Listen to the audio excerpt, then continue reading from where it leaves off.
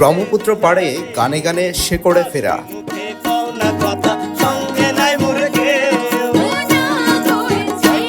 বেলা গড়িয়ে আধার নামলেও সুরের ভেলায় মুগ্ধতা কমে না।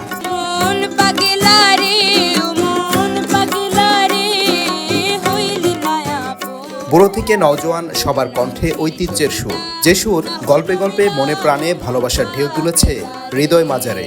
কয়েকশো বছরের পুরনো এসব গানের কথা এখনো মানুষের মুখে মুখে। আমার যমুনার জল দেখতে কালো, চান করিতে লাগে ভালো, যৌবন মিশিয়া গেল। বাংলা সাহিত্য ও বাঙালি সংস্কৃতির অমূল্য নিদর্শন ময়মনসিংহ গীতিকা, যা বৃহত্তর ময়মনসিংহ অঞ্চলের প্রাচীন পালাগানের সংস্করণ, যেখানে ঠাঁই পেয়েছে মহুয়া, মালুয়া, চন্দ্রাবতী, কমলা, দেওয়ান ভাবনা, দস্যু ক্যানারামের পালা, রূপবতী, কঙ্ক ও লীলা, কাজল রেখা ও দেওয়ানা মদিনা। 10টি গীতিকার মধ্যে দস্যু ক্যানারামের পালা ছাড়া বাকিগুলো প্রেম ঘটিত। এসব গীতিকার রচয়িতা দ্বিজ কানাই, নয়নচাঁদ ঘোষ, চন্দ্রাবতী, মনসুর বয়াতি ও দামোদর দাসের নাম মিলেছে পুরনো নথিতে। তবে কালের বিবর্তনে হারিয়ে গেছে অনেকের নাম। বাংলার লোকগান বা বাংলার বাউল গান কথা বলে মানুষের জীবদ্দর্শ নিয়ে, মানুষের যে জীবনে যা ঘটতেছে বাস্তবতা, মানুষের আত্মনাতের কথা বলে, মানুষের সুখের কথা বলে, দুঃখের কথা বলে। দুনিয়ার সৃষ্টিটাকে স্মরণ করানোর জন্য হলো বাউল গান। গ্রামে গঞ্জে শহরে যেখানে বাউল হলো সবচেয়ে মানুষের আত্মতৃপ্ত গান।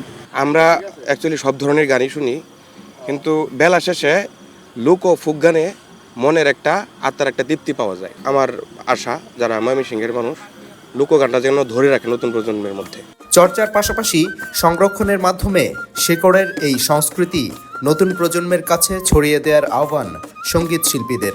অসংখ্য গায়ক যারা এই শহরের সাধক ছিলেন বা এই ময়মনসিংহ বৃহত্তর ময়মনসিংহ অঞ্চলের, তারা গানটাকে বাঁচিয়ে রেখেছিলেন দীর্ঘকাল, এবং তাদের কাছ থেকে এখন আমরা তরুণ প্রজন্মরা চেষ্টা করি আমাদের এই লোক সংস্কৃতিটাকে কীভাবে এগিয়ে নেওয়া যায়। নতুন প্রজন্মের অনেক মডার্ন গান আসতেছে, তো সেগুলো শুনলে মানুষের যে কানের তৃপ্তি বা আত্মতৃপ্তি সেটা কিন্তু অবশ্যই প্রকাশ পায় না।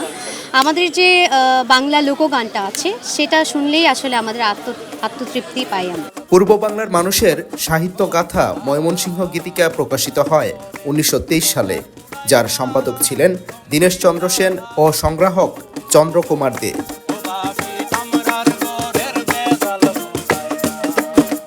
Sadiqur Rahman, Star News, Mymensingh.